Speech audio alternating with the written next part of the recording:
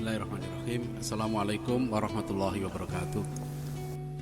Alhamdulillahirabbil alamin wassalatu wassalamu ala asyrafil anbiya'i wal mursalin sayyidina Muhammadin wa ala alihi wa sahbihi ajma'in, amma ba'd.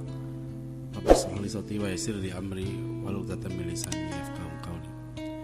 Hadirin hadirat ya, jamaah Masjid Salman yang dimuliakan Allah. Alhamdulillah, meskipun kita semua saya yakin sedang lapar, ada yang nggak lapar.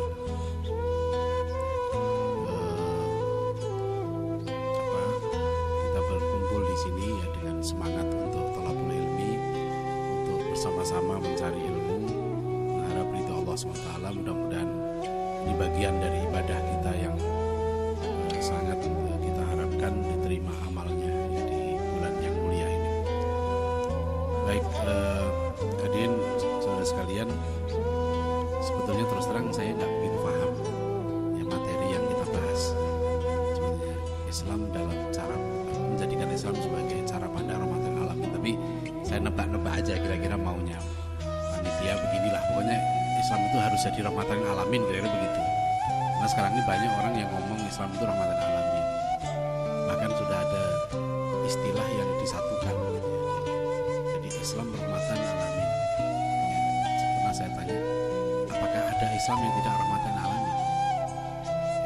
Jadi kalau kita tambah Islam rahmatan lil alamin, itu kan seperti kita nambah Islam damai. Sekarang masalahnya, apakah ada Islam yang tidak damai?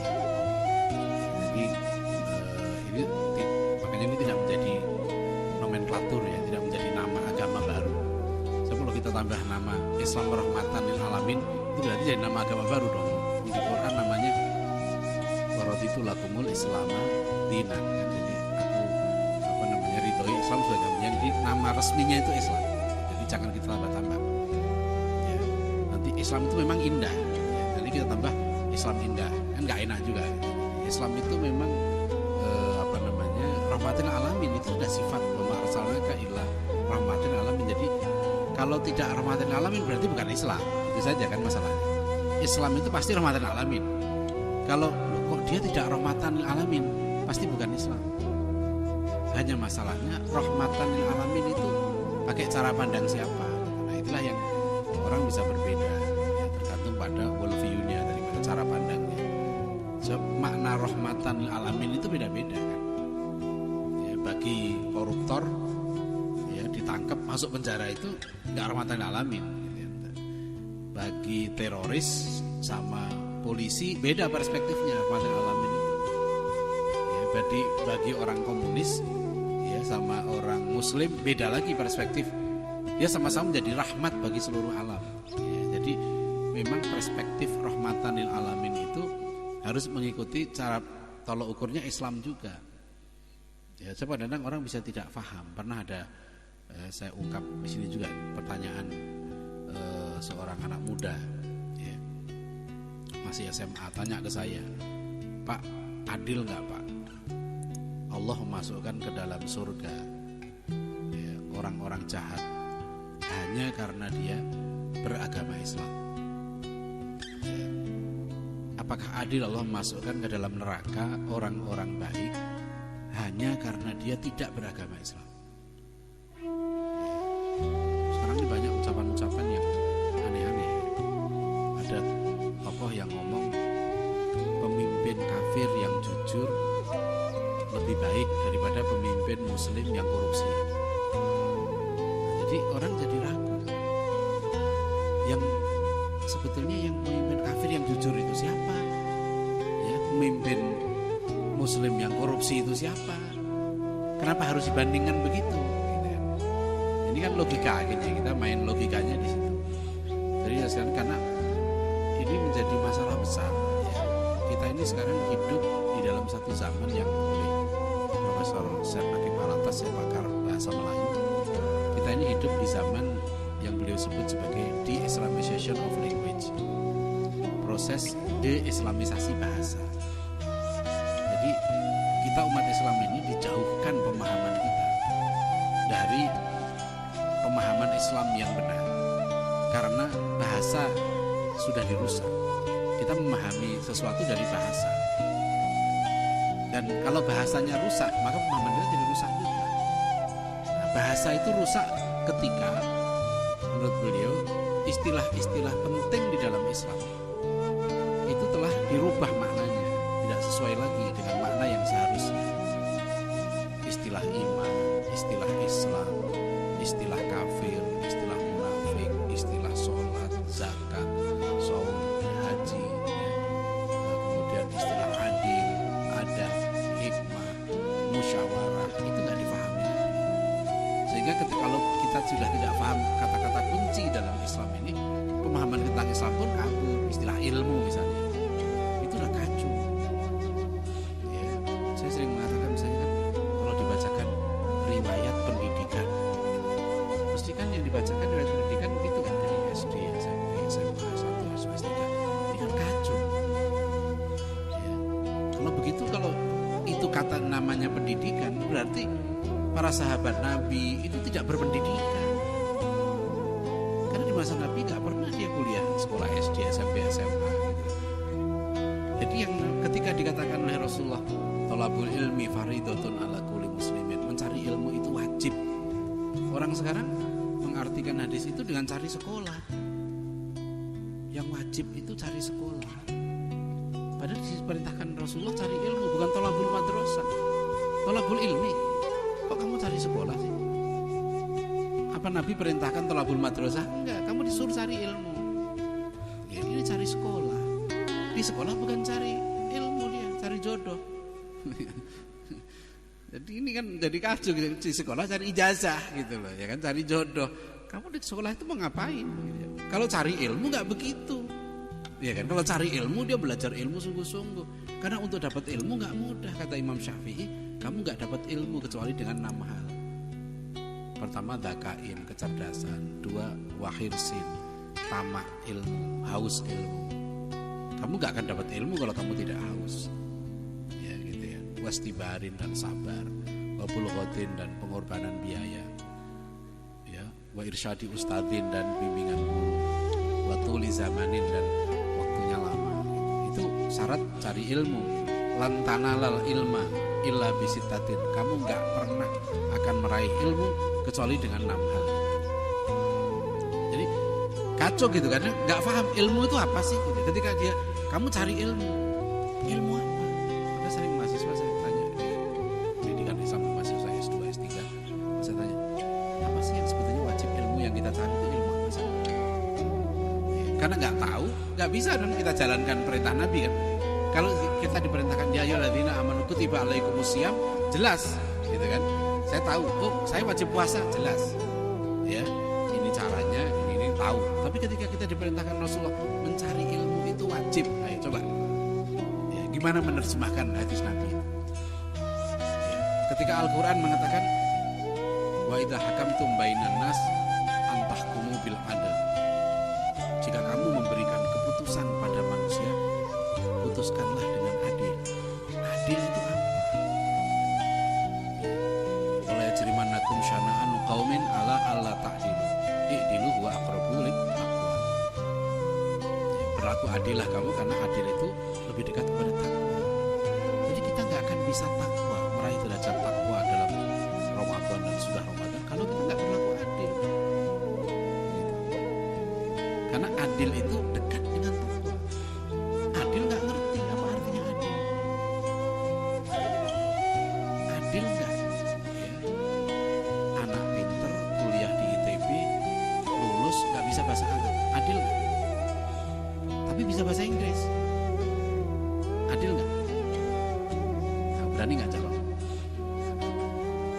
Ya kan? Kalau menurut saya tidak adil, zolim itu. Bangetan kalau orang Jawa bilang gitu. Bangetan itu. Masa sudah mahasiswa ITB arti Al-Fatihah aja nggak ngerti, arti bacaan sholat nggak ngerti. Nah, kamu hidup selama ini ngapain itu? Ilmu yang kamu cari itu apa? Ya, setelah saya menekuni bidang pendidikan Islam, saya keluar masuk pesantren, sekolah-sekolah Islam. Jadi kamu 12 tahun sekolah SD, SMP, SMA itu mau apa? Keahlian kamu apa? Dapat ahli apa? Ahli menjawab soal. Ya. untuk masuk ITB gitu loh. Jadi itu keahliannya 12 tahun itu udah ditambah dengan bimbel itu. Ya 12 tahun itu gitu. Karena SMA gak cukup, itu tambah dengan bimbel lagi untuk masuk. Bagus masuk ITB, tapi adil nggak? Nah itu penting, harus dijawab. Makanya manusia itu kan dikatakan dalam Al-Quran innal insana dzaluman jahula. Manusia itu ya, kita ini semuanya zolim, harus kita akui. Saya itu termasuk zolim juga, zolim oleh nafsi. Ya, karena ya seringlah melakukan kezoliman. Ya sampai akhirnya struktur tulang, daging dan lemak saya tidak seimbang. Itu zolim itu. Ya, berat saya sekarang sebelum puasa kemarin 82. Harusnya nanti setelah Ramadan harusnya turun. Gitu. Tapi berapa hari ini kok gak turun-turun? Saya heran juga. Nah, itu berarti secara alhamdulillahnya ukuran sukses puasa bukan itu. Ya, kan perintah Allah itu la'allakum tattaqun. Ya, bukan berpuasalah kamu supaya kurus. Gitu, ya, kan enggak. Jadi itu gak termasuk kriteria suksesnya puasa itu. Ya, kalau puasa kok saya tambah gemuk berarti gagal dong puasa saya, enggak. Puasa itu nanti kriterianya ada sendiri. Ya. Makanya begitu Allah perintahkan la'allakum tattaqun juga kita gak jelas. Karena tadi bahasa takwa itu sudah kacau. Pendidikan nasional bilang tujuan pendidikan nasional untuk manusia beriman, bertakwa, dan mulia. Itu tujuan pendidikan nasional. Sama pendidikan tinggi juga begitu, udah nomor 12 tahun 2012. Tapi kalau Anda lulus ITB, sudah lulus sudah belum ya? Itu kalau mau ujian skripsi misalnya, pengujinya nanya enggak? Kamu sudah sholat belum? Kan gitu kan? Kamu nyontek enggak? Ya, kamu jujur nggak? Kamu durhaka sama orang tua nggak? Kan itu mestinya dong. Pendidikan tinggi tujuannya itu. Terus apa ditulis? Tujuan pendidikan adalah membentuk manusia beriman, bertakwa. Untuk apa undang-undang itu dibuat? Gitu loh. Kata Muhtar Lubis juga budayawan hebat Indonesia Raya. Salah satu ciri manusia Indonesia nomor 4, nomor satunya ciri manusia Indonesia itu munafik. Beda yang diomongkan dengan yang dikerjakan. Itu ciri manusia Indonesia, tapi Bandung nggak termasuk. Ya, itu ciri manusia Indonesia, bukan manusia Bandung. Ya, itu. Ya. Yang keempat, manusia Indonesia itu suka mantra, kata dia. Suka bikin mantra-mantra. Mari kita berantas korupsi. Ya. Tuturi handayani. Engar sosong tulodo. Jadi itu jadi mantra. Ya, diucapkan terus tapi nggak dipahami. Ya, kayak begitu kan. Puasa, dengan puasa kita tingkatkan ketakwaan kita. Takwa ini apa gitu? Kok kamu ngomong takwa itu apa nih? Kalau kamu tahu takwa itu artinya kamu kejar itu takwa itu. Buktinya kamu enggak, ya kan? Kita kan ngomong doang nih. Saya juga khotib ya, tiap Jumat kerjaan saya khutbah. Tapi saya marah dulu. Saya tuh banyak ngomong sampai ngeri saya baca bukunya Imam Al-Ghazali Ayyuhal Walad. Mengatakan salah satu larangan yang beliau sampaikan ke muridnya itu jangan jadi tukang ngasih nasihat. Jadi saya nggak kasih nasihat ini. Jadi kecuali kamu sudah mengerjakan. Gitu. Jadi kan berat. Jadi kalau orang ngomong apa, orang takwa itu kan paling mulia dalam Al-Quran ya. Inna akramakum indallahi atqakum. Nah kita mengejar takwa, Anda mengejar jadi orang takwa. Dengan Anda mengejar lulus ITB, itu kerja kerasnya serius mana? Itu aja deh gampang-gampangan.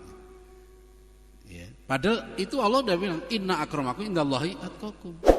Saya tanya sekarang, ayo kalau ulama bikin kawinan, ya bikin kawinan nih, dia tulisi di situ VIP, very important person. Yang disebut VIP itu siapa? Ustadz dari kampung yang soleh, guru ngaji, gak terkenal gitu ya, ngantri panjang mau salaman sama ulama atau pejabat gitu. Tiba-tiba datang gubernur, datang wali kota, datang presiden, datang artis. Yang kira-kira didulukan yang mana? Selamat datang Ustadz ini dari kampung Bojong apalah gitu ya, misalnya gitu. Orang nggak kenal, terus datang Pak Gubernur. Oh maaf Pak Gubernur ya, ngantri dulu di sana. Salamannya. Datangnya belakangan, mau maju aja. Ini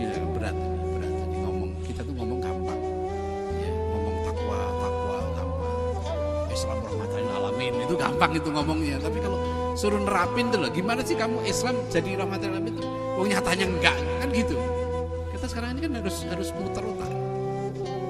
Kalau kita ditanya, yang kamu banggakan dari Islam itu apa sih? Kok kamu masih Islam aja? Kamu kalah kok di mana-mana.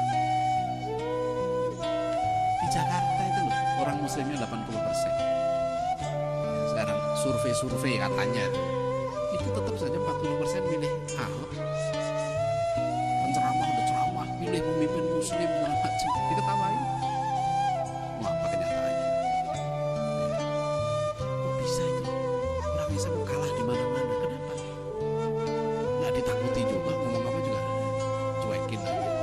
Biasa Islam. Jadi mari kita berpikir, ya, karena ini untuk mikir kita ini. Kita yang tema kita ini berat. Jadi rahmatan alamin, kenyataannya kok enggak. Ya.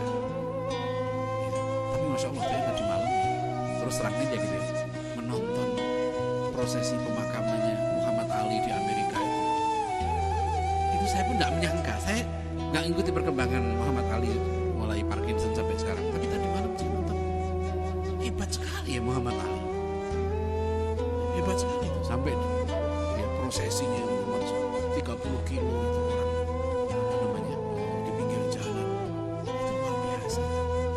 Seorang Muhammad Ali itu nggak usah kuliah di ITB, itu cuma belajar gebu-gebuan tok. Jadi belajar pukul-pukulan aja gitu. Jadi itu malah lebih unggul, itu dihormati orang loh, ya kan? Jadi Anda lulus ITB belum tentu Anda pulang ke daerah disambut sama wali kota. Tapi kemarin saya lihat yang menang itu gelut itu di TV One itu pulang ke Minahasa, wali kotanya nyambut.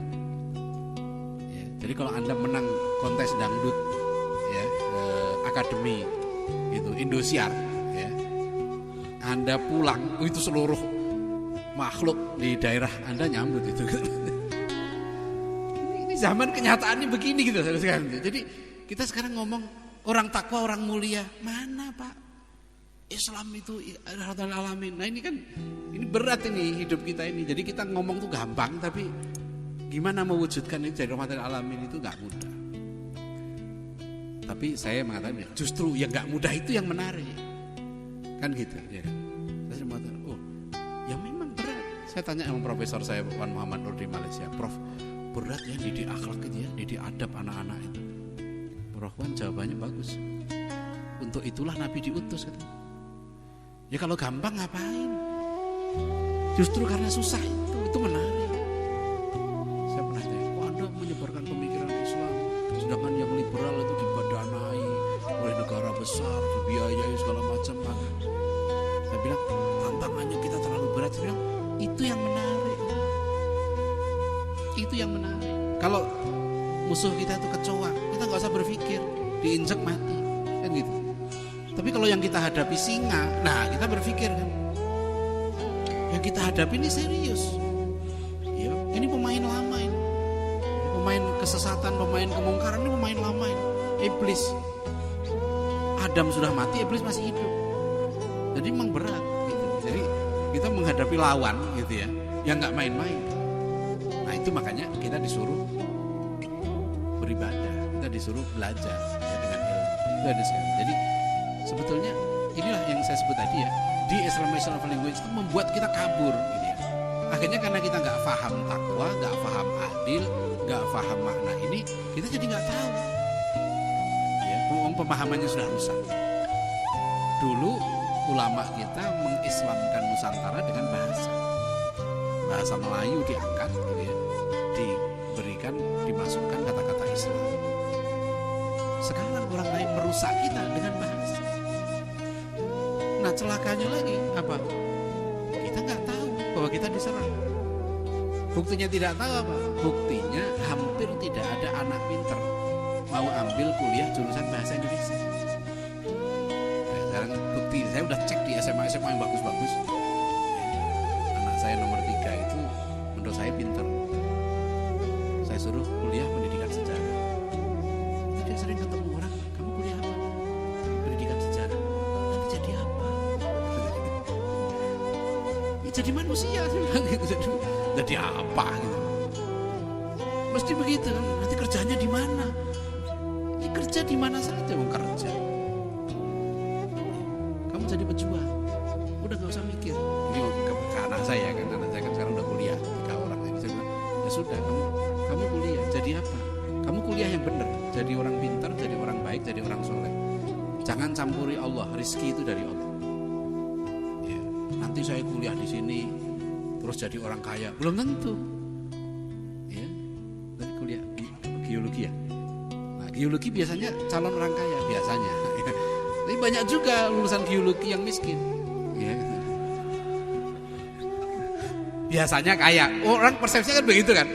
Saya dulu juga begitu. Saya di SMA dulu nomor 1. Saya juara 1. Persepsi orang tua saya orang kampung. Saya nomor 1. Saya kuliah di IPB. Tapi saya masuk kuliah kedokteran hewan. Nggak paham itu orang. Mau di kampung saya itu anjing dibunuh. Ya, 2 yang nggak boleh masuk itu anjing sama orang kafir. Di kampung saya itu, ya. Itu kampung saya kejem banget itu. Ya, waktu saya kecil itu kerjaannya membunuh anjing. Ya. Terus saya masuk kuliah kedokteran hewan. Pertama kali teman saya di kampung nanya, "Kamu pegang anjing, Dok?" Waduh, itu rasanya. Padahal saya masuk kuliah kedokteran itu karena saya mau ngaji. Di kedokteran hewan ini banyak pengajian, itu aja saya pikiran saya, banyak pengajian. Itu ya kalau kuliah kan gampang. Ya, merem juga lulus kan. Iya maksudnya saya jangan dicontoh ya. Kan tadi nanya ke saya, kok dari kedokteran hewan terus masuk hubungan internasional? Itu kan saya sambilan. Yang nggak ditulis nyari ilmu itu kan, saya dari kecil kelas 4 SD saya sudah ngaji kitab. Saya sudah ngaji kitab Sulawut Taufik, Safinatun Najah itu SD.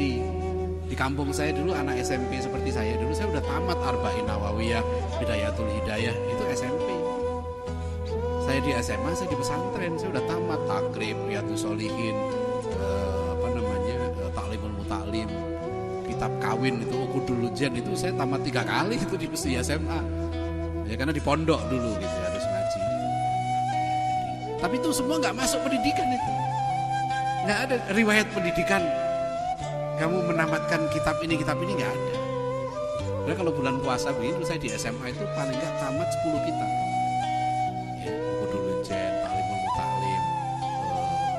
Banyak kitab yang kita tamatkan waktu di pesantren. Nggak masuk karena dulu kita di pondok nggak pernah berpikir bahwa saya di pesantren itu 3 tahun, saya madrasah diniyah itu 6 tahun, nggak ada ijazah sama sekali, nggak ada, dan nggak terpikir gitu. Saya dulu di pondok itu saya ngaji sehari di pondok itu 4-5 kali sehari.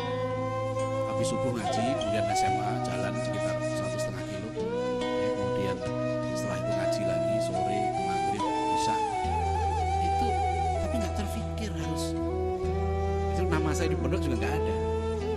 Jadi pondok dulu itu yang saya katakan itu pendidikan luar biasa.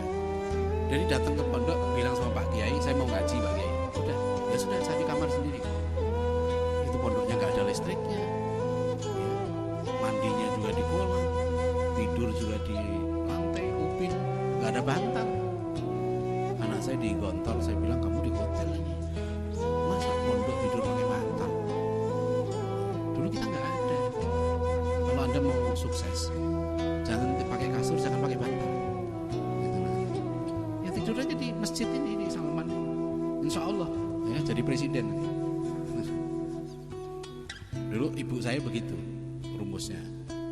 Saya bilang, Bu, gini, malah ibu saya bilang, pokoknya kamu semakin menderita semakin sukses. Nah itu rumusnya itu jarang ya orang tua begitu. Saya akhirnya anak saya juga tegel, anak saya di pesantren ditempeleng sampai kedang telinganya pecah. Itu saya juga tegel, masih betah nggak? Masih, ya terusin, masih betah. Saya ngajar di pesantren itu, kalau saya laporin yang nempeleng dikeluarin, saya nggak laporin. Udah itu dinamika nyari ilmu, dibawa ke dokter sembuh selesai. Jadi ini ya, jadi di Explanation of Language sekali lagi itu adalah bagaimana kata-kata kunci itu hilang maknanya gitu. Ini kita nggak tahu. Termasuk Islam. Jadi bingung sekarang. Kemarin antum bacakan mungkin ya, ada satu lembaga survei Ma'arif Institute kan bikin survei kota-kota paling Islami di Indonesia. Terpilih 3 kota paling Islami. 1 Jogja, 2 Bandung. Nah itu Bandung itu masuk kota paling Islam itu. 3 Denpasar. Kota paling nggak Islami Padang. Orang Padang ngamuk-ngamuk. Surveinya dari Ma'arif Institute, penasihatnya lembaga itu Pak, pendirinya Pak Syafi'i Ma'arif, orang Padang juga. Kok bisa Denpasar masuk kota paling Islami gimana? Ya. Jadi survei itu tentang Islam, tapi enggak kriteria Islam, definisi Islam dari Rasulullah Sallallahu Alaihi Wasallam malah nggak dimasukkan gitu. Hanya diukur misalnya dari kebersihan, penghormatan pada sesama, ketaatan hukum. Jadi nilai-nilai dikatakan nilai-nilai universal. Padahal definisi Islam itu sudah dikasih oleh Rasulullah. Sampai oleh malaikat Jibril sendiri yang ngasih definisinya. Hadis yang sangat terkenal kan, malaikat Jibril menyamar jadi manusia, duduk di depan Rasulullah. Kemudian bertanya, waktu itu Rasulullah sedang mengajar sahabat. Nah ini pendidikan Rasulullah di situ. Nggak ada sekolah zaman Nabi, nggak ada ITB zaman Nabi. Tapi sahabat pintar-pintar, ya, nggak ada kuliah, ulama pintar-pintar. Karena Rasulullah itu mendidik, itu menanamkan nilai, dan menanamkan nilai itu dengan memberi contoh, memberi teladan. Ya, dalam setiap waktu, tidak mengenal waktu belajar, kapan saja waktu itu belajar. Ya, jadi sampai Rasulullah berhasil membangun satu masyarakat yang saya sebut sebagai scientific society, masyarakat ilmiah, yaitu masyarakat yang haus ilmu. Ciri masyarakat haus ilmu itu adalah cirinya suka mencatat dan suka bertanya. Itu cirinya. Makanya para ulama dulu kalau dia datang ke satu masyarakat, kok nggak ada yang nanya dan nggak mencatat, nah pasti bodoh. Itu berarti orang nggak suka ilmu. Itu maka sahabat dulu itu cirinya adalah semangat mencatat. Sampai Rasulullah pernah mencegah la taktub anni ghairul Quran. Itu Rasulullah SAW itu berhasil mengubah budaya masyarakat Arab dari masyarakat yang tidak punya tradisi tulis menjadi masyarakat pembelajar. Hanya dalam waktu beberapa tahun saja. Rasulullah itu pendidik yang sangat sukses. Ya, contoh guru yang luar biasa itu Nabi. Gitu. Jadi Rasulullah itu kemudian orang ini kan datang pada Rasulullah, ya. Laki-laki ini tanya, "Ya Muhammad, akhbirni anil Islam." Wahai Muhammad, ceritakan kepadaku tentang Islam. Apa itu Islam? Kan dijawab Nabi, ya, "Al-Islamu an tashhada alla ilaha illallah wa anna Muhammadar Rasulullah wa tuqimas shalah wa tu'tiyaz zakah wa tasuma Ramadan wa tuhijjal bait man istata'a ilaihi sabila." Islam itu, kata Rasulullah, adalah bahwa kamu bersyahadat, kamu bersaksi tidak ada Tuhan selain Allah dan Muhammad utusan Allah. Itu definisi Islam yang pertama itu. Yang kedua, kamu menegakkan sholat, mendirikan sholat, kamu menunaikan zakat, melaksanakan saum dan haji. Kemudian malaikat Jibril ini mengatakan sodakta. Ya, ini yang digambarkan dalam hadis itu, sahabat Nabi itu pada jengkel gitu. Ini laki-laki gak tahu diri, asal usulnya dari mana gak jelas, nanya, manggilnya juga gak sopan, manggil ya Muhammad. Gak ada waktu itu orang manggil Rasulullah itu namanya ya Muhammad, gak ada. Ini manggilnya gak sopan, ya Muhammad. Dia jawab, bilang apa? Sodakta, bener kamu. Coba kalau ada orang nanya itu Anda apain? Dia nanya gini-gini, bener Ustaz. Coba kan marah itu kan. Itu sahabat daripada marah. Tapi Rasulullah diem. Tanya lagi, ya Muhammad akhbirni anil iman. Ijab al imanu antu'mina billahi wa malaikatihi wa kutubihi wa rusulihi, ya, wa bil yaumil akhiri wa bil qadari khairihi wa syarrihi. Ya. Tanya lagi, bilang lagi sodakta, benar kamu Muhammad. Ya. Akhbirni anil ihsan. Dijawab lagi, anta'budallaha ka'annaka tarahu fa illam takun tarahu fa innahu yaraka. Kamu beribadah pada Allah seolah-olah kamu melihat Allah. Ya, jika kamu tidak melihatnya, maka pasti Allah melihatmu. Itu ihsan. Sodakta, benar kamu Muhammad. Dan seterusnya sampai tanda-tanda kiamat. Akhirnya laki-laki ini pergi. Ya kan? Terus Rasulullah tanya pada sahabat, siapa tadi, tahu nggak kamu? Man huwa? Mereka menjawab, Allahu wa rasuluhu a'lam. Allah dan Rasulnya Huwa Jibril. Dia yang datang tadi Jibril. Yu'allimukum dinakum. Jibril itu ngajari kamu tentang agamamu. Coba lihat definisi Islam, iman, ihsan, langsung malaikat Jibril yang ngajar. Dia Jibril ngajari kamu tentang agamamu. Makanya sekarang kita nggak ada problem karena justru definisi Islam yang sudah jelas selama ini nggak pernah diperhatikan sekarang dikaburkan. Kota paling Islami Denpasar. Kalau begitu orang Hindu bisa dong. Saya Hindu, tapi saya Islami. Ya nggak mungkin. Gimana coba logikanya? Dia komunis sih, tapi Islami. Loh gimana? Nah, dia nggak sholat, dia nggak syahadat. Dulu semua orang Islam sama. Itu namanya Islamic Basic Vocabularies. Kamus dasar Islamnya sama. Jadi kalau dikatakan, are you Muslim? Yes, I'm Muslim. Maknanya saya bersyahadat. Itu gerbang masuk Islam. Gitu. Ini pengertiannya jangan salah. Karena kalau kacau kayak begini nih, ya. Islami nggak bisa. Kalau dia tidak bersyahadat, nggak bisa kita katakan Islam. Istilah ini istilah yang ada dalam Al-Quran, hadis yang dipakai para ulama kita itu istilah yang baku, ya nggak bisa kata Islam. Meskipun makna bahasa Islam itu ya adalah damai, ya pasrah, berserah diri, itu aman, aslama yusrimu islaman, berserah diri, iya, tapi bukan itu makna istilahannya. Technical termnya adalah makna khusus Islam itu seperti yang dijelaskan Rasulullah SAW. Jadi kalau kita mau tahu tentang makna Islam ya kembali ke situ.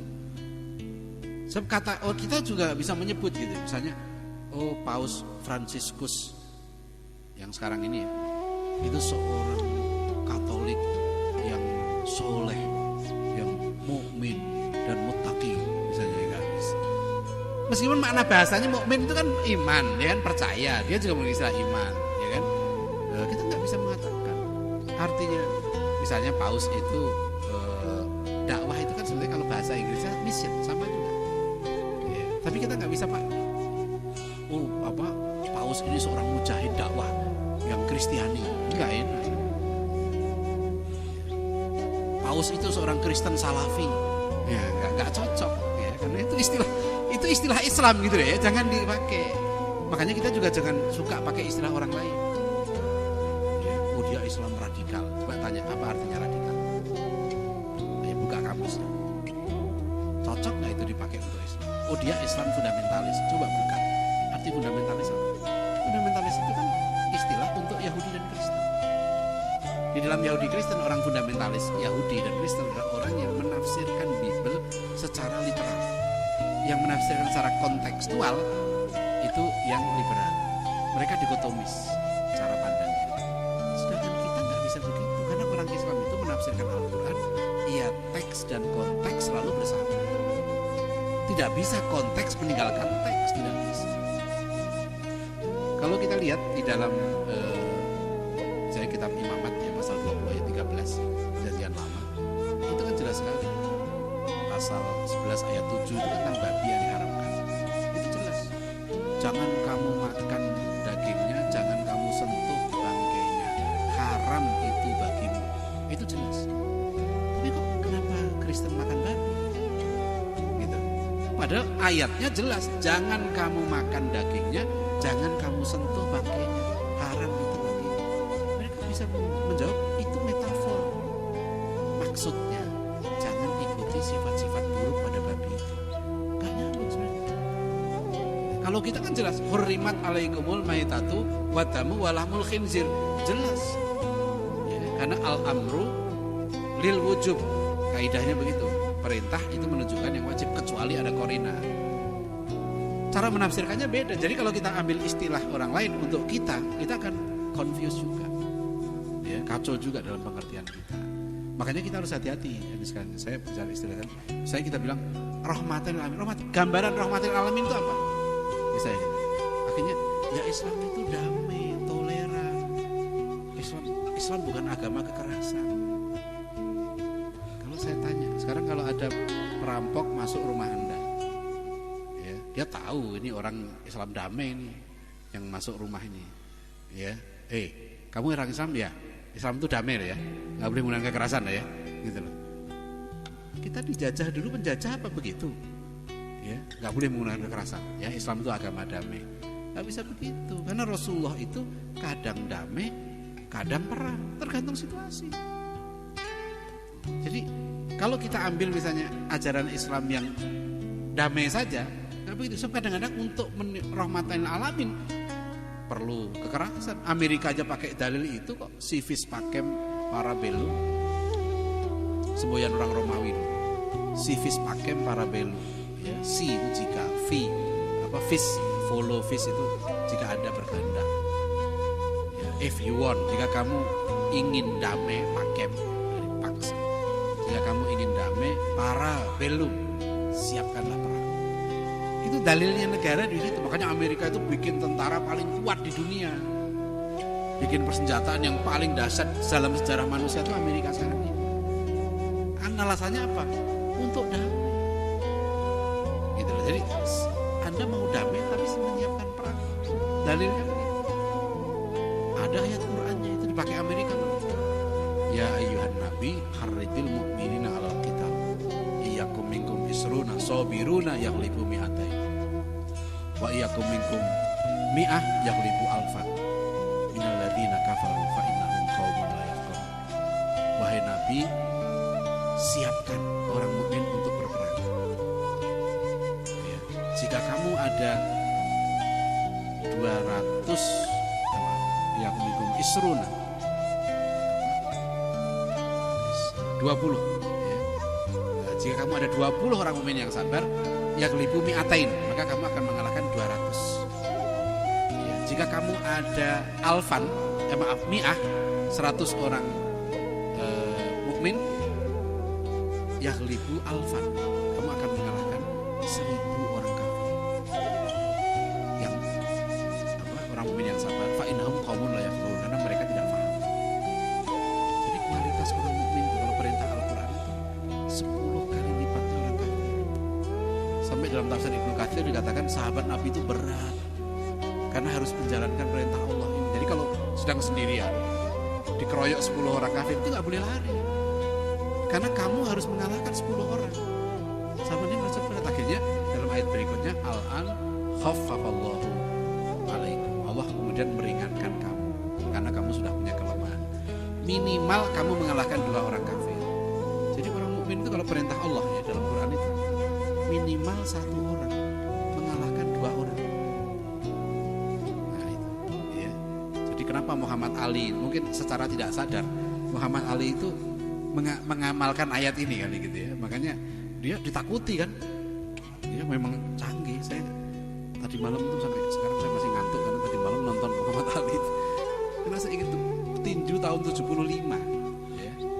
Saya yakin ada banyak belum kuliah waktu itu ya. Jadi tahun 75 itu saya kelas 5 SD. Saya masih ingat tuh. Waktu itu kami di SD itu ngambek ya, karena mau nonton Muhammad Ali. Televisi waktu itu cuma 1 di kecamatan. Itu masalahnya itu. Jadi akhirnya kita bujuk-bujuk guru, akhirnya diliburkan sekolah. Jadi dulu kalau ada Muhammad Ali tinju, itu sekolah libur. Gitu loh. Itu saya ngalami. Jadi sekarang orang begini, ya, saya ngalami bagaimana Muhammad Ali itu memang benar-benar ya. Dari kecil kita sudah Muhammad Ali, tapi kok nggak ada petinju. Ya, saya belum ada pesantren yang melahirkan petinju, itu gak ada sama sekali. Tapi seneng nonton tinju gitu, ya kan? Kiai-kiai itu seneng nonton bola, tapi gak ada pesantren sepak bola. Ya, ini salah satu cita-cita saya yang belum tercapai. Ya. Terus saya mau mendatangkan Ronaldo, ya, nanti untuk mimpin pesantren sepak bola. Ya. Udah sehari-hari kamu main bola, 7 jam sehari main bolanya, ya 2 jam ngafal Quran, ya. Insya Allah nanti nggak malu-maluin lagi nih PSSI ganti pengurus, ganti ini terus saja. Lumayan Persib lah ya, agak lumayan ya. Persebaya kalah dulu, padahal saya mendukung Persebaya ya, tapi sekarang nggak pernah menang Persebaya. Usaha istri saya orang Palembang, jadi dia Palembang itu sepak bolanya Sriwijaya ya. Sriwijaya yang menang, itu nggak pernah ada. Jadi sekalian ya, ini ya, jadi rahmatil alamin itu apa? Karena rahmatil alamin itu jangan difahami sepotong. Konsep Islam semua ini rahmatil alamin. Jadi karena orang kan tanggung ya, misalnya Pak Jokowi mengeluarkan perpu, udah jelas memperkosa, membunuh, udah dipateni ya orang Jawa bilang begitu, udah dibunuh aja gitu loh, ya kan? Tapi Dokter Boyke aja usul ngapain lagi dikebiri Pak? Dikebiri itu nanti menyelesaikan masalah dengan masalah. Ya nggak kayak Pegadaian menyelesaikan masalah tanpa masalah. Itu menyelesaikan masalah orang yang memperkosa, dia dibunuh, udah selesai, nggak ada masalah lagi sudah. Nah kalau dia dikebiri, menimbulkan masalah baru, kasih ngasih makan dia. Ya kalau dia stres, ya kan, nah mati ngobatin lagi, panjang ceritanya. Ya untuk apa lagi dia hidup udah dikebiri, dia malu segala macam. Jadi saya setuju itu Dokter Boyke itu, sudah daripada nanti menimbulkan masalah panjang, daripada dikebiri, tembak selesai urusan. Jadi tanggung gitu, ya apa namanya tanggung. Baik sih maksudnya baik supaya kapok tapi tanggung. Ya. Kalau saya jadi presiden insya Allah ya langsung hukuman mati selesai. Ya. Nanti Anda tulis saya buat blog dengan anak saya itu jkt.kotaislam.blogspot.co.id. Saya mau Jakarta kota Islam, kembalikan lagi fungsinya. Ya, bukan hanya gubernurnya Muslim, bukan saya anak Muslim tapi programnya tidak Islami ngapain? Ya, kalau gubernurnya Muslim, programnya harus Islam. Nah itu ada 11 program yang saya usulkan, ya 11 program Jakarta kota Islam. Ya, misalnya di mall itu masjidnya di depan bukan di bawah. Ya, di tempat-tempat yang paling strategis itu di situ masjidnya di mall itu. Sekarang kita mau sholat di mall, di mana tempat sholatnya? Kadang-kadang di basement lah, kadang-kadang di pojok. Ya, itu nggak Islami. Ya, bilang sama Pak Wali Kota, ya, itu supaya mallnya di Bandung nggak tahu ya, mallnya masjidnya di mana musolanya. Saya masuk Bandung di sini, nggak ada petunjuk Masjid Salman. Anda harus protes. Coba ada nggak masuk kota Bandung langsung pertama kali ya kan Masjid Salman petunjuknya ke situ. Jadi begitu keluar tol Pasteur itu mestinya langsung Masjid Salman 200 meter misalnya. Ya, jadi langsung. Itu kan pertama yang paling penting peradaban itu masjid. Ya, nah, ini contoh. Jadi ini ya apa namanya tadi cara pandang kita terhadap orang mukmin tadi begitu. Makanya dulu orang mukmin itu kuat, rahmatil alamin itu bukan lemes, ya, bukan lemah.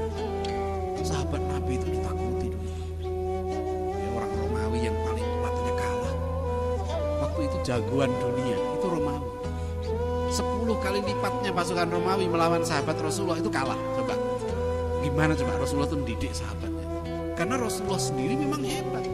Beliau umur 60 tahun masih mimpin perang. Sahabat-sahabat Nabi itu Utsman bin Affan itu kayanya bukan main.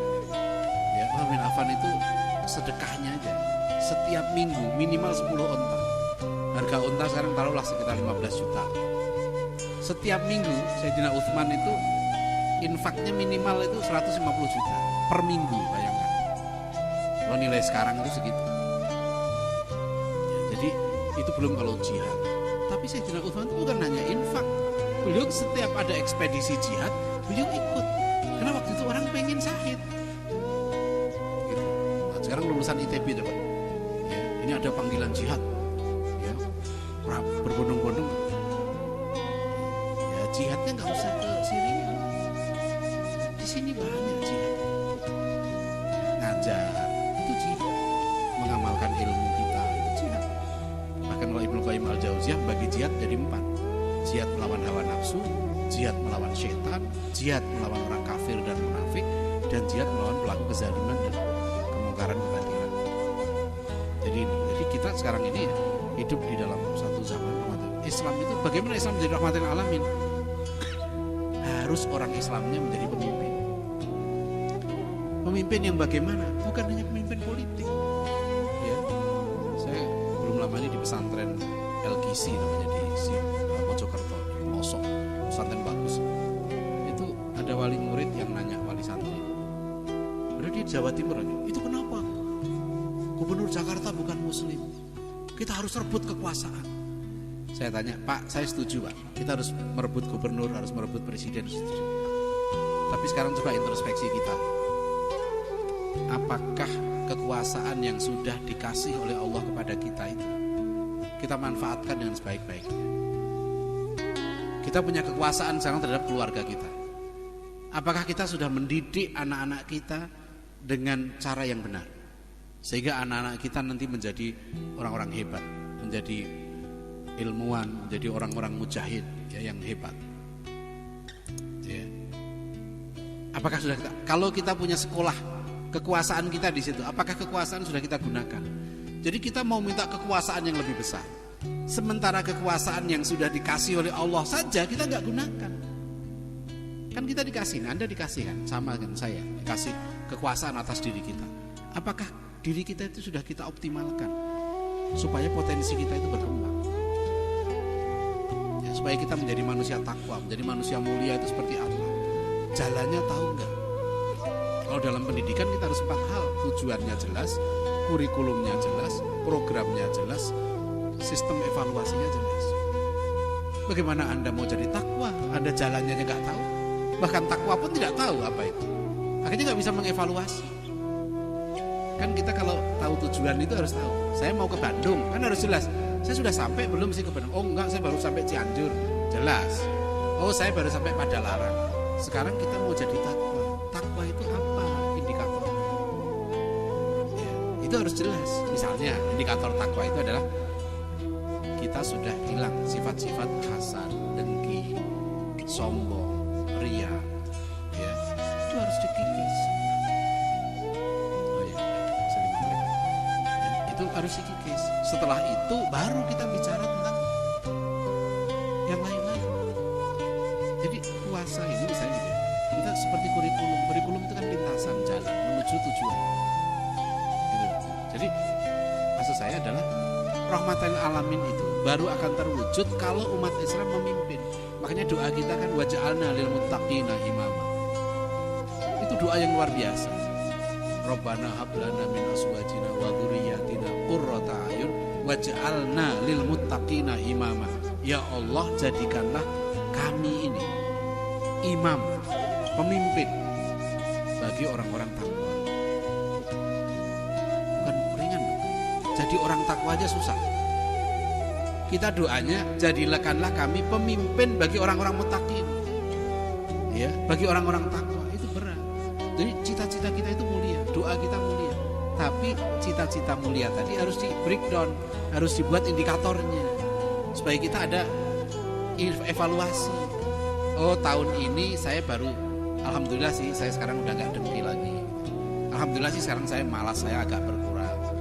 Sifat pesimis saya berkurang. Karena juben, penakut, kasal, malas, ya, ajes, merasa lemah. Itu sifat-sifat yang dilarang oleh Rasulullah. Sampai kita diajari doa, Allahumma inni a'udzubika minal juben wal bukhl wa a'udzubika minal ajzi wal kasal wa a'udzubika minal a'udzu minal hammi wal huzn wa a'udzu minal jubni wal minal ajzi wal kasal. Itu doa yang diajarkan Rasulullah sallallahu alaihi wasallam. Ya. Kita tidak boleh selalu pesimis, merasa lemah, kalah, enggak boleh. Kita pasti menang kalau orang tadi bilang gitu. Kita pasti menang, ya. Kita harus nomor 1, kita harus menjadi yang terbaik. Ya, itu yang tanamkan. Jadi kita baru bisa menjadi rahmatan lil alamin kalau kita unggul. Unggul bukan berarti harus pintar, karena manusia itu beda-beda. Yang kita tanamkan pada setiap diri kita dan keluarga kita dan teman-teman kita semua adalah jadilah kita yang terbaik sesuai dengan potensi yang diberikan oleh Allah. Kalau Anda menjadi satpam, jadilah satpam yang terbaik. Ya. Terus sambil satpam dia ngaji terus, zikir terus, ya. Setiap ada waktu dia menghafal Quran misalnya. Jadi luar biasa. Jadi nggak apa-apa Anda lulus ITB terus jadi satpam, ya, nggak apa salahnya. Ya, sarjana geologi jadi satpam, nggak apa-apa. Daripada korupsi, ya, daripada ya. Jadi jadi satpam itu penting karena kampus saya aja Ibnu Khaldun di Bogor tuh sampai saya usul ke rektor, tolonglah Pak Rektor angkat wakil rektor khusus bidang parkir. Kita masalah parkir itu rumit sekali, mahasiswa naruh motor sembarangan. Sudah Pak Adian, udah saya angkat maka bekas polisi tetap aja takut sama mahasiswa. Wah, kacau. Ya, jadi satpam takut sama mahasiswa. Itu nggak benar loh, berarti perlu satpam dari ITB. Ya gitu ya. Biar mahasiswanya takut gitu loh, ya kan? Ya, benar juga. Dulu ada dosen agama di tempat saya nggak begitu diperhatikan. Begitu dosen agamanya lulusan ITB, mahasiswanya takut. Karena dia lulusan ITB jadi dosen agama, itu ngeri itu. Cita-cita saya nanti guru agama di SMA itu lulusan ITB semua. Tapi yang hafal Quran, ya, yang bisa ngaji, pinter, itu insya Allah Anda ditakuti sama murid. Jadi ada gunanya, Anda punya nama ITB itu ada gunanya, manfaatkan itu. Ya, jangan disimpan aja. Paling nggak pernah kuliah di ITB itu lumayan udah. Ngerti nggak terlalu penting.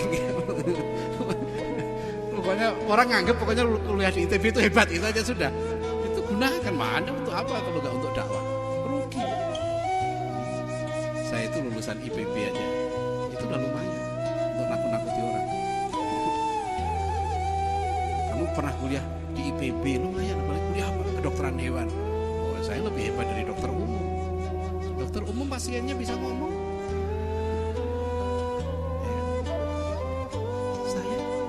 Hewan diem saya udah tahu. Ya. Kamu nggak usah ngomong, saya udah tahu kamu sakit apa gitu kan.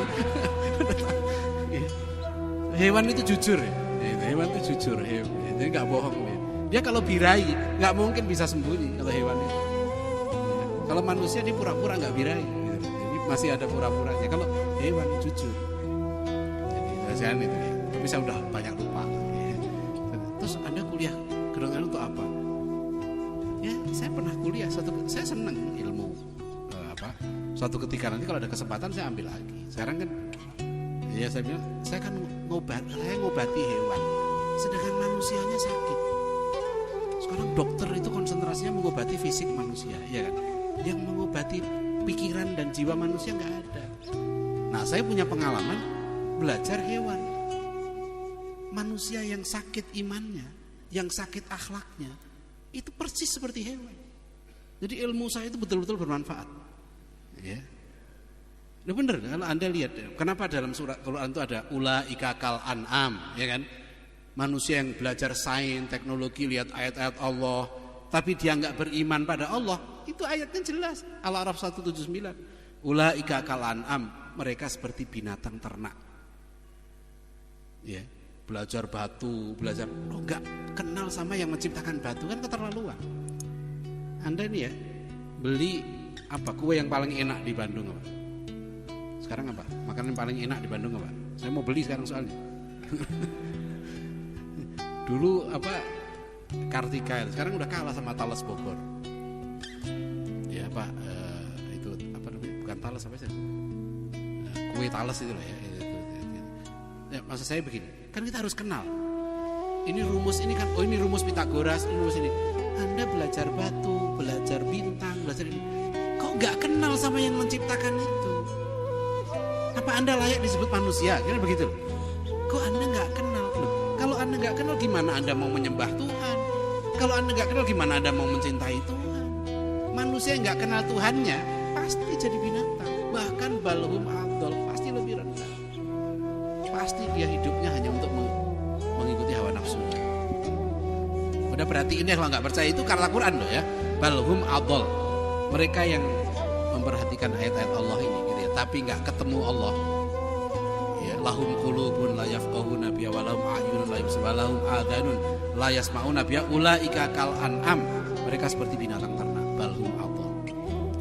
Hum ya'kuluna wa yatamatta'una kama ta'kulul an'am. Ya, mereka itu hidupnya hanya senang-senang makan-makan seperti binatang.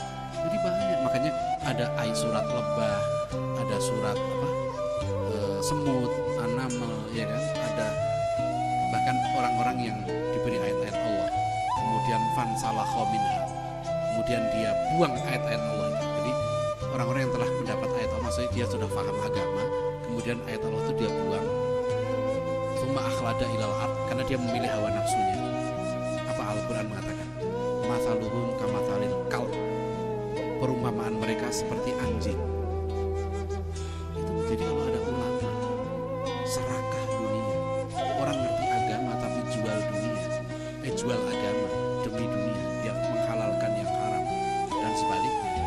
Itu dalam Al-Quran dikatakan mathaluhum kamathalil kalb, perumpamaan mereka seperti anjing. Nah, kalau Al-Quran merintahkan begitu kan kita harus meneliti anjing. Kan gitu kan? Kan bukan berarti kita hafal saja perumpamaan mereka seperti anjing. Enggak, kamu teliti dong hidupnya anjing itu gimana. Anjing saja sampai Imam Suyuti itu menulis kitab tentang anjing. Perilaku-perilaku yang perlu dicontoh dari anjing ada. Dia setia pada tuannya, dia tahan lapar. Jadi kalau orang nggak puasa, anjing tadi itu tahan lapar.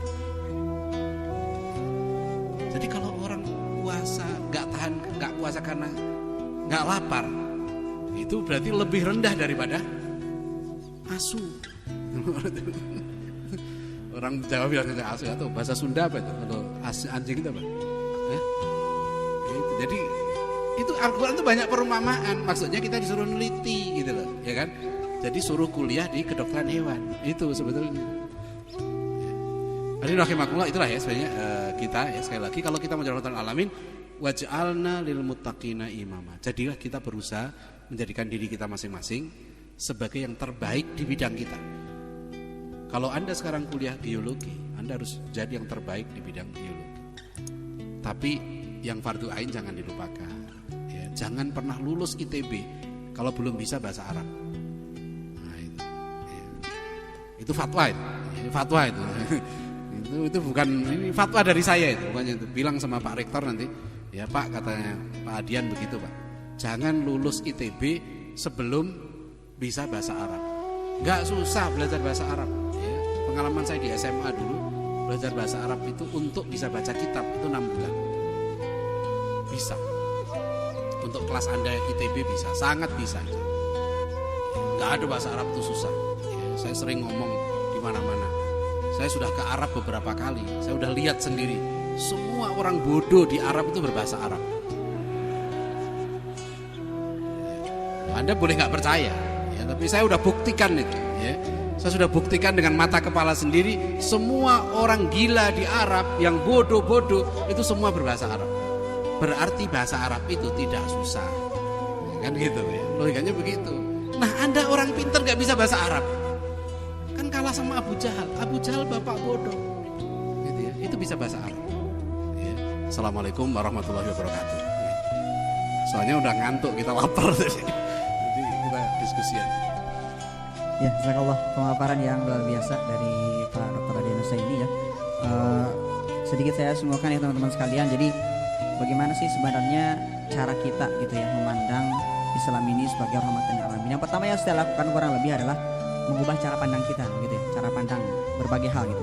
Makanya kata Profesor Naqib Alatas itu ketika ditanya apa sih sebenarnya yang menjadi problem utama dari umat Islam saat ini, maka beliau menjawab the loss of adab gitu ya. Jadi hilangnya adab gitu. Jadi adab itu mencakup disiplin gitu ya, disiplin dalam hal jiwa, disiplin dalam hal fisik, disiplin dalam hal pikiran gitu. Seperti itu. Kemudian yang kedua, untuk menjadi agar Islam ini menjadi rahmatan lil alamin adalah kita harus menjadi pemimpin gitu ya. Pemimpin di bidang masing-masing. Kalau kita yang kuliah di ITB ya harus mapan di bidang ilmunya, kurang lebih seperti itu. Dan yang berprofesi dengan apapun begitu ya, harus menjadi orang yang maksimal di situ sehingga bisa menjadi rahmat bagi seorang. Ya, masih ada waktu, Yohanan Wahwat sekalian, saya buka 2 pertanyaan saja. Satu untuk ikhwan dan satu untuk akhwat. Untuk akhwat teteh yang sana, yang ikhwan yang dekat kamera. Dari ikhwan dulu silakan.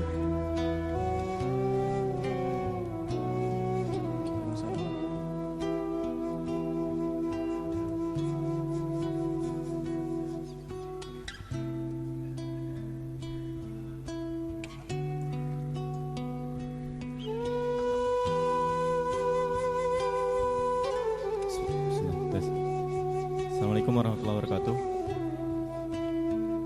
Ustaz, berbicara tentang rahmatan lil alamin berarti berbicara tentang suatu hal yang luas, seluruh alam. Dan kemudian tidak lepas juga tentang sesuatu yang universal gitu. Nah, yang kemudian ingin saya tanyakan adalah berkaitan dengan pluralitas dan pluralisme. Di dalam Al-Quran surat ke-6 ayat 109 dikatakan bahwa ayat 108 dikatakan bahwa dan janganlah kamu memaki, mungkin ini sedikit di luar tema Ustaz, tapi janganlah kamu memaki sembahan-sembahan yang mereka sembah selain Allah, karena mereka nanti akan memaki Allah dengan melampaui batas tanpa pengetahuan. Demikianlah kami jadikan setiap umat menganggap baik pekerjaan mereka, kemudian kepada Tuhan merekalah kembali mereka, lalu Dia memberi katakan kepada mereka apa yang dahulu mereka kerjakan. Yang ingin saya tanyakan Ustaz, terkait janganlah kamu memaki sembahan-sembahan yang mereka sembahkan selain Allah. Apakah konteks ketika kita berdakwah kemudian mengatakan bahwa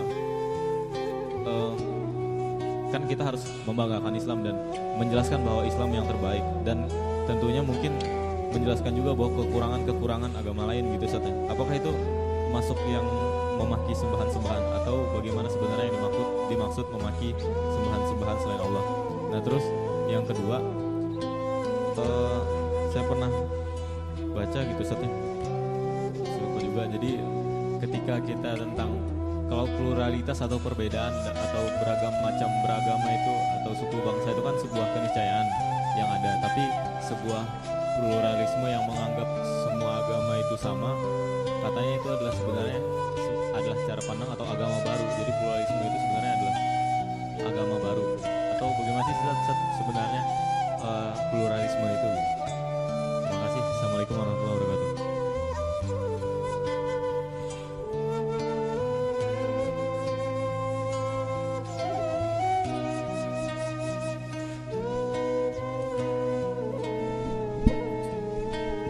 Ya, langsung saja ke pertanyaan kedua.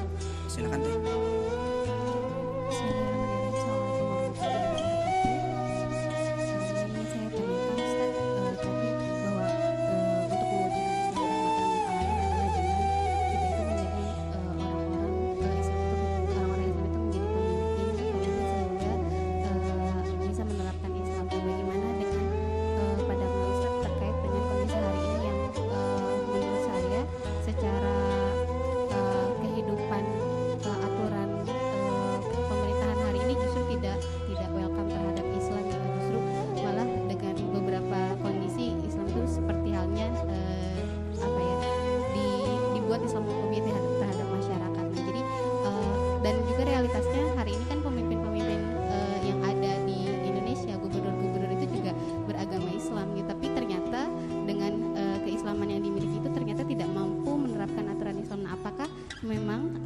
Kondisi hari ini, pemerintahan hari ini cukup kompatibel untuk aturan Islam yang ada di dalam Al-Quran seperti halnya rajam, hudud dan yang lain sebagainya untuk bisa diterapkan. Terima kasih. Assalamualaikum warahmatullahi wabarakatuh. Baik, yang pertama tentang ayat tadi, saya sedang cari tafsirnya ini untuk asbabun nuzulnya.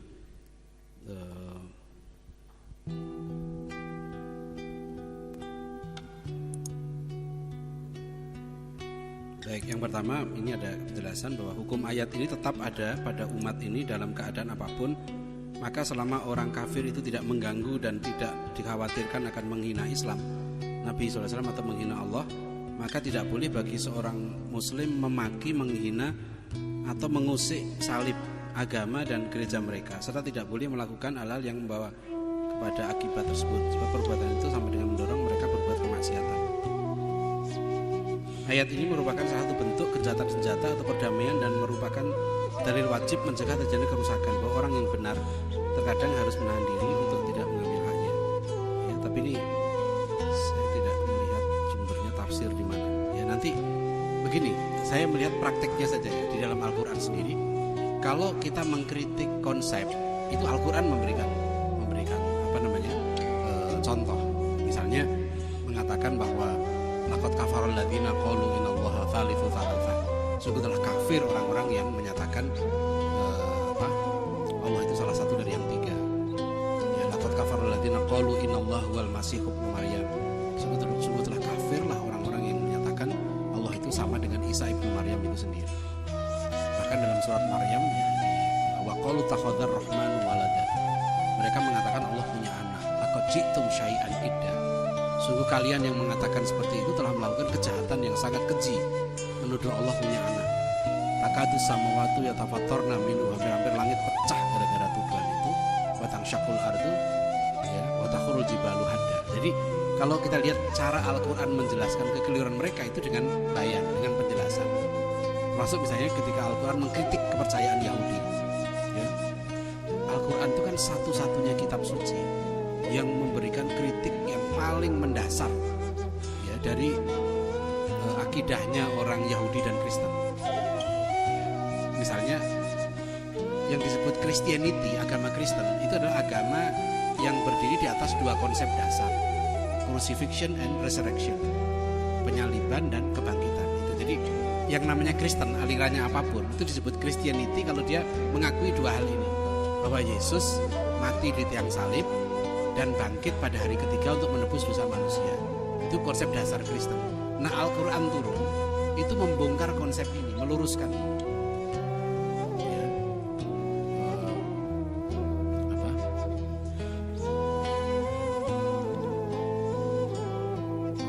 Wama qataluhu wama sholabuhu walakin syubbihalahu ya, An-Nisa 147.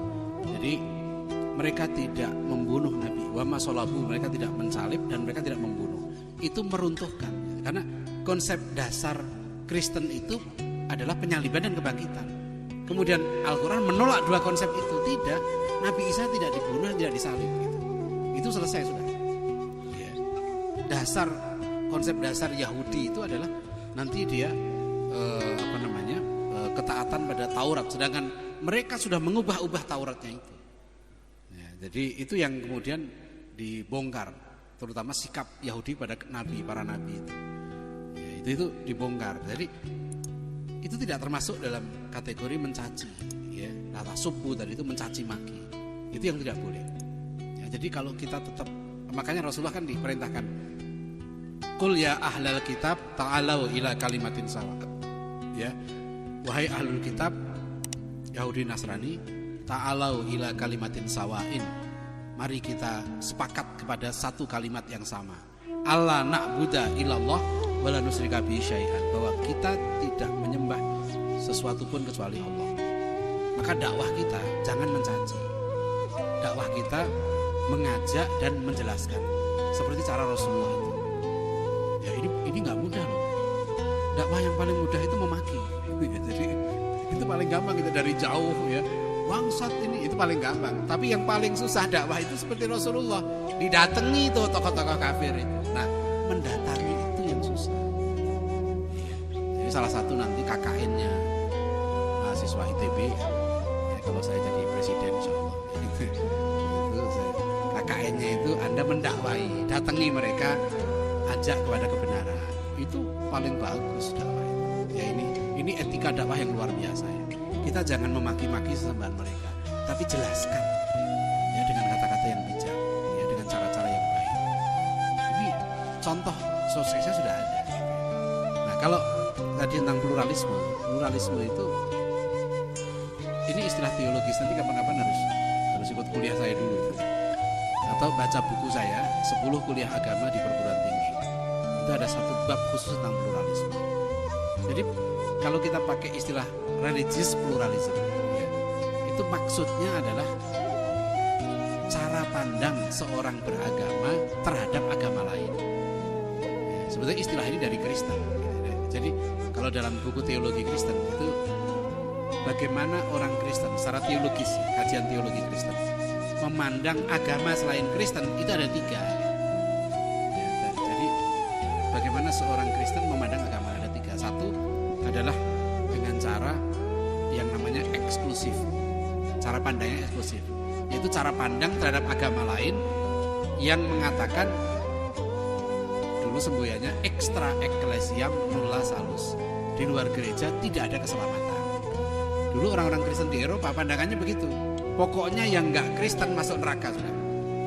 Ya, nggak Kristen itu maksudnya Katolik, itu extra ecclesiam nulla salus, di luar gereja nggak ada keselamatan. Kemudian muncul kebimbangan mereka ketika mereka orang Eropa ini keliling dunia. Mereka ketemu dengan suku-suku yang gak pernah kenal Yesus. Muncullah pertanyaan yang logis, apakah orang-orang ini masuk neraka juga? Padahal mereka tidak pernah mengenal Yesus. Gitu. Lahirlah kemudian disebut dengan teologi inklusivism, gitu ya, dimotori oleh Karl Rahner dari Jerman. Dia teologinya waktu itu menyatakan, oh bukan begitu, dia sebut sebagai teori anonymous Christianity, teori Kristen tanpa nama. Jadi kata Karl Rahner, orang-orang non-Kristen yang dia belum mengenal Kristen itu agamanya masih sah, ya, selama misi Kristen belum sampai pada mereka. Begitu misi Kristen sampai pada mereka, agama mereka tidak sah lagi. Mereka harus masuk Kristen. Nah, mereka yang belum masuk Kristen itu disebut anonymous Christian. Karena yang masuk surga kan harus Kristen. Nah, mereka sudah Kristen sebetulnya, tapi nggak pakai nama gitu loh. Jadi ini banyak dikritik teologi inklusivisme. Tapi kemudian orang pluralis kan begini, itu sih akal-akalan doang, tetap itu eksklusif. Dan teologi eksklusif maupun inklusif tidak kondusif untuk membangun perdamaian dunia. Karena menurut mereka segala sumber konflik itu adalah absolute truth claim. Klaim agama yang mengatakan dirinya sendiri yang benar itu yang menyebabkan konflik ini.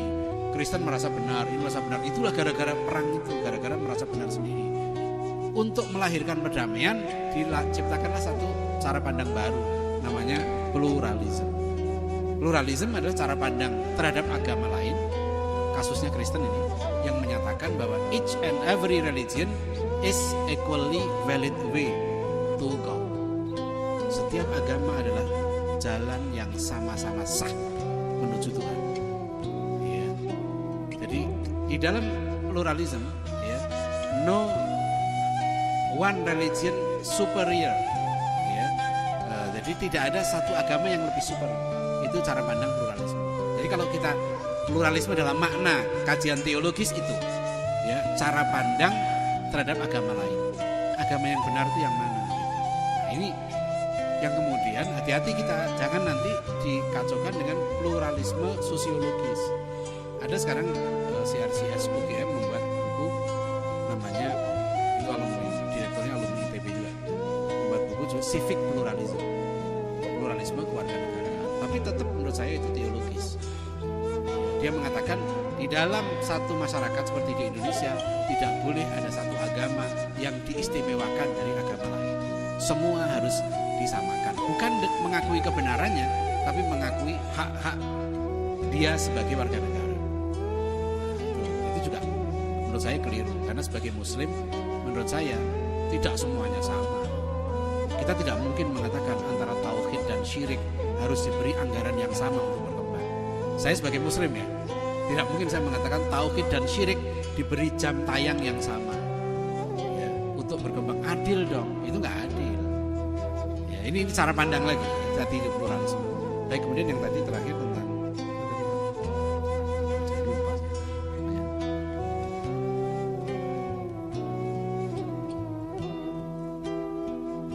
oh iya, tadi ingat pejabat, ya. Jadi begini, kita itu, ya, yang ditanya di akhirat itu sesuai dengan tanggung jawab kita.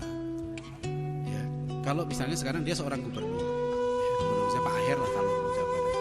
Pak Aher jelas seorang Muslim yang baik, seorang ustaz.